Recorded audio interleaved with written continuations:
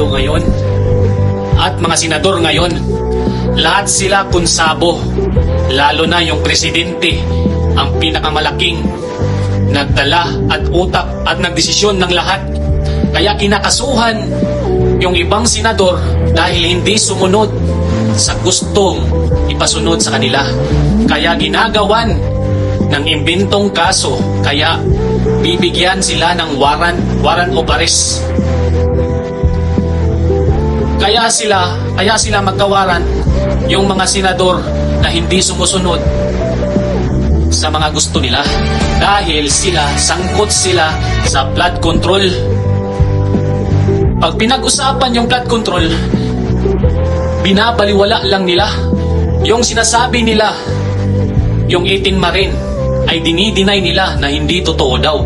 At ang laman ng malita ay puros mga mangga daw. Anong klaseng pag-iisip niyan? Abogado ka or ano ka man, pero yung pag-iisip mo parang isip bata. Ngayon mo sabihin na hindi ito totoo.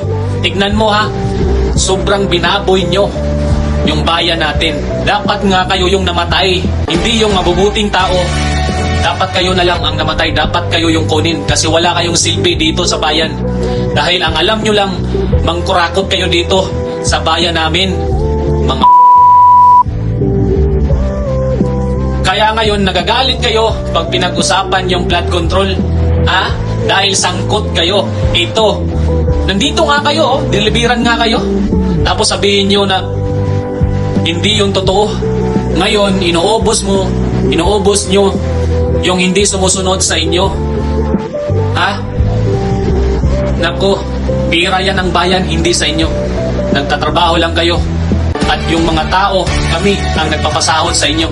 Kaya tandaan nyo, dapat umayos kayo magtrabaho. Dahil kung wala yung mga tao, wala din kayo masasahod. Kaya umayos kayo, mga kurakot,